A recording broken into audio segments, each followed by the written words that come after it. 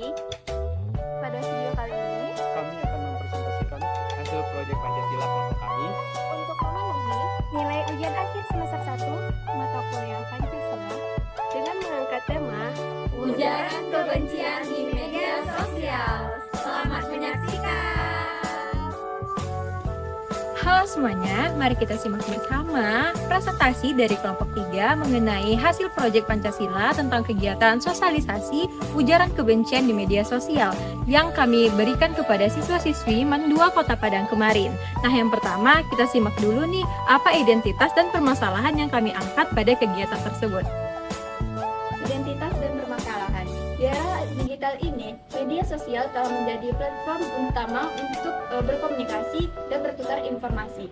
Namun, di balik itu semua, maraknya ujaran kebencian di media sosial, terutama di Indonesia, menjadi masalah serius yang meresahkan banyak pihak. Nah, ujaran kebencian itu merupakan segala bentuk pernyataan atau bahkan komunikasi yang mengandung unsur kebencian, permusuhan, serta diskriminasi terhadap suatu kelompok tertentu seperti ras, suku, budaya, atau bahkan gender. Ujaran kebencian ini tidak hanya menciptakan polarisasi sosial, tetapi juga berpotensi memicu konflik, menyebarkan diskriminasi, serta merusak kerukunan antar warga. Nah, fenomena ini semakin mengkhawatirkan mengingat tingkatnya penggunaan media sosial di kalangan masyarakat, terutama di kalangan generasi muda yang begitu banyak. Terima kasih. Nah, setelah kita tahu nih apa identitas dan permasalahan yang kami angkat pada kegiatan sosialisasi kemarin, yaitu tentang maraknya ujaran kebencian di media sosial pada saat ini. Nah, mari kita simak bersama apa sih solusi dari permasalahan tersebut. Baik, selanjutnya solusi permasalahan dari ujaran kebencian di media sosial. Solusi yang pertama yaitu pendidikan dan kesadaran. Upaya yang kita lakukan untuk menangani ujaran kebencian di media sosial dengan meningkatkan kesadaran tentang bahaya ujaran kebencian merupakan langkah penting dalam menciptakan masyarakat yang harmonis. Pendidikan yang efektif harus dimulai dari dini, dengan memasukkan kurikulum yang mengajarkan nilai-nilai toleransi, penghargaan terhadap keberagaman, dan empati. Nah, solusi yang kedua yaitu peraturan dan penegakan hukum. Mengimplementasikan dan menegakkan undang-undang yang membatasi ujaran kebencian adalah langkah krusial dalam melindungi individu serta kelompok dari diskriminasi dan kekerasan. Yang ketiga adalah platform online. Platform online dan media sosial yang ada saat ini sangat berperan penting dalam memerangi kasus ujaran kebencian. Banyak platform online kini yang telah mengembangkan kebijakan yang dirancang untuk menangani konten yang melanggar ketentuan. Namun kebijakan ini sangat bergantung pada pengguna. Oleh karena itu, pengguna harus berperan aktif seperti melaporkan konten yang bersifat merugikan diri sendiri dan melanggar ketentuan komunitas. Kolaborasi antara platform online, pengguna, dan lembaga penegak hukum dapat menciptakan ruang digital yang bebas dan aman dari ujaran kebencian. Sekian, terima kasih.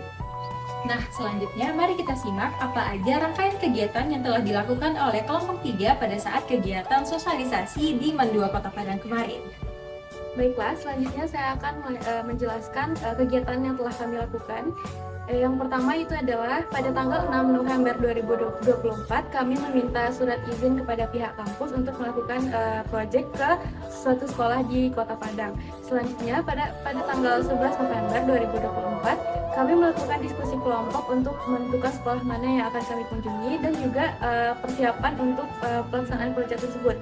Kemudian kami melakukan kunjungan ke MAN 2 Padang untuk meminta persetujuan dari sekolah tersebut agar kami bisa melakukan sosialisasi itu pada tanggal 12 November 2024. Sekian dari saya, terima kasih. Selanjutnya ada sesi penyuluhan. Pada sesi ini kami menyampaikan dan menjelaskan materi tentang ujaran kebencian di media sosial kepada siswa-siswi MAN 2 Kota Padang, mulai dari dampak, cara mengatasi, hingga pengertian dari ujaran kebencian di media sosial itu sendiri. Gunanya untuk meningkatkan pemahaman dan pengetahuan siswa-siswi Mandua Kota Padang agar lebih berhati-hati dalam bertutur kata di media sosial, sehingga mengurangi tingkat kasus ujaran kebencian di media sosial. Selanjutnya ada sesi kuis. Pada sesi ini kami menjadi tahu sejauh mana tingkat pemahaman siswa-siswi Mandua Kota Padang terhadap materi yang kami sampaikan. Dari data yang didapat, kami simpulkan sebanyak 56% siswa-siswi Mandua Kota Padang menyatakan sangat paham, 18% siswa-siswi menyatakan paham, dan 21% siswa-siswi menyatakan kurang paham, serta 5% siswa-siswi menyatakan tidak paham. Selanjutnya ada sesi penyerahan kenang-kenangan. Pada sesi ini kami memberikan gift kepada siswa-siswi, gunanya untuk meningkatkan apresiasi kepada siswa-siswi Mandua Kota Padang agar lebih termotivasi dan ingat terhadap materi yang kami sampaikan, serta meningkatkan hubungan antara peserta dan kami. Sekian dari saya, terima kasih. Baik, selanjutnya itu sesi penyerahan hadiah. Sesi penyerahan hadiah ini dilakukan setelah mengerjakan kuis dan diberikan kepada 3 pemenang kuis. Di sini kita dapat mengambil nilai positifnya. Yang pertama, menghargai pencapaian siswa Mandua Kota Padang, tepatnya siswa IPA 1. Selanjutnya, menunjukkan apresiasi terhadap usaha dan keberhasilan para pemenang. Lalu, sesi foto bersama atau dokumentasi. Sesi ini dilakukan setelah penyerahan hadiah dan dilakukan bersama siswa-siswi Mandua Kota Padang. Gunanya sebagai arsip dan referensi yang dapat dijadikan sebagai pengembangan kegiatan, sebagai dokumentasi, dan penyelenggara dapat menilai efektivitas aspek apa saja yang perlu diperbaiki ke depannya. Nah, setelah kita tahu nih apa aja rangkaian kegiatan yang telah dilakukan oleh kelompok kami pada saat kegiatan sosialisasi kemarin, tentunya kami menghasilkan suatu pencapaian. Nah, apa aja sih hasil yang dicapai dari kegiatan tersebut? Baik teman-teman, saya akan mempresentasikan hasil proyek kami tentang edukasi di Mandua Padang kemarin. Nah, hasil yang kami capai yang pertama adalah meningkatnya kesadaran siswa-siswi di Mandua Padang tentang dampak negatif ujaran kebencian di media sosial.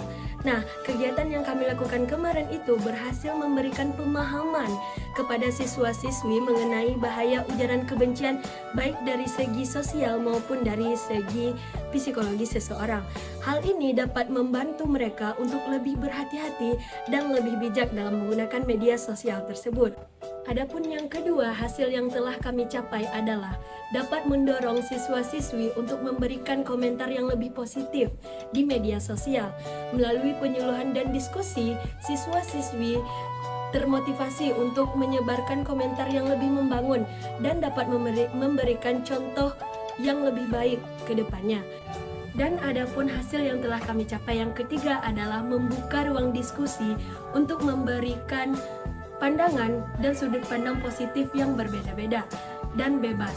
Kami juga mengadakan ruang diskusi dan memberikan kesempatan kepada siswa dan siswi untuk saling berbagi pendapat dan belajar menerima perspektif baru agar kedepannya lebih positif dan konstruktif. Cukup sekian dari saya, terima kasih. Pada saat melakukan kegiatan kemarin, tentunya kegiatan kami tidak dapat berjalan dengan mulus. Pasti bakal ada faktor penghambat dan juga faktor pendukung dari kegiatan tersebut.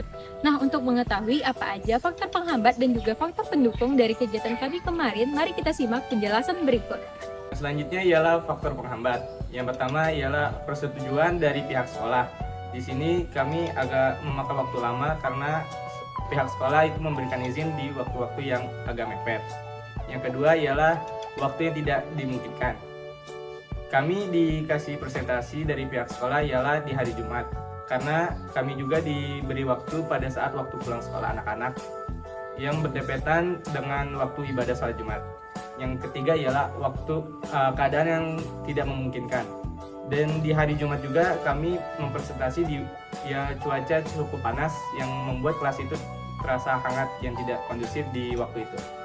Selanjutnya adalah faktor pendukung. Yang pertama yaitu adalah guru dan pihak sekolah yang terbuka, di mana saat kami baru sampai di sekolah tersebut, kami langsung menemui pihak sekolah yang sudah kami konfirmasi sebelumnya, dan kami langsung diarahkan dan ditunjukkan kelas kosong yang disediakan untuk kami sosialisasi kepada mereka.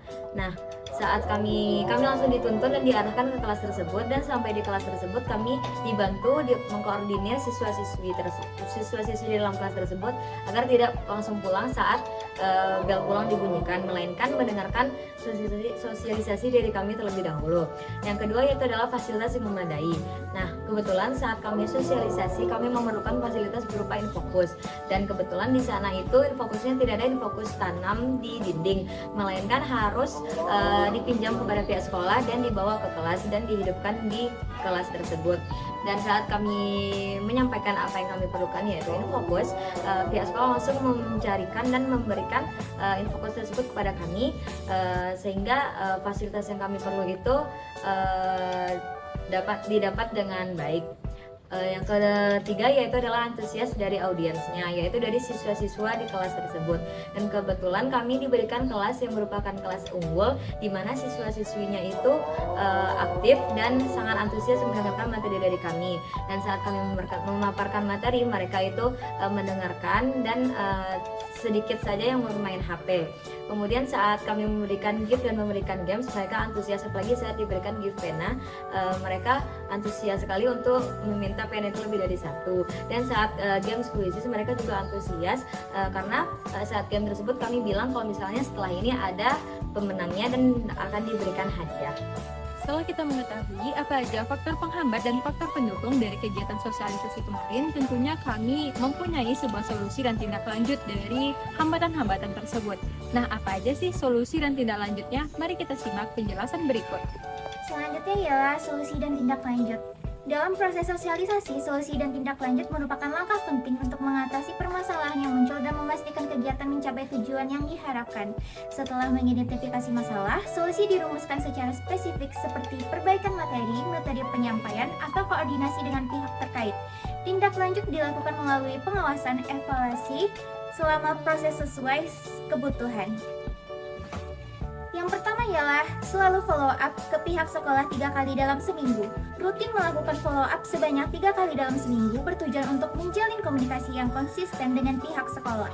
Hal ini memastikan bahwa program berjalan sesuai rencana, mengatasi kendala yang muncul, dan memberikan pendampingan yang diperlukan. Frekuensi ini membantu memperkuat hubungan kerjasama dan menjaga keberlanjutan program. Yang kedua yaitu menargetkan 2-3 menit per materi. Setiap materi yang disampaikan saat sosialisasi dirancang agar padat, ringkas, dan langsung ke inti pembahasan dengan durasi 2-3 menit. Metode ini memastikan siswa tetap fokus, tidak bosan, dan mudah memahami informasi. Penyampaian yang singkat dan jelas efektif untuk menarik perhatian, terutama dalam kegiatan dengan banyak poin yang harus disampaikan. Dan yang terakhir ialah memberikan gift kepada siswa-siswi. Pemberian gift atau hadiah kepada siswa-siswi merupakan cara untuk memotivasi mereka agar lebih aktif dan terlibat dalam sosialisasi. Selain sebagai bentuk apresiasi, hadiah juga menciptakan suasana yang lebih menyenangkan, meningkatkan antusiasme, dan membantu siswa merasa dihargai atas partisipasi atau pencapaian mereka.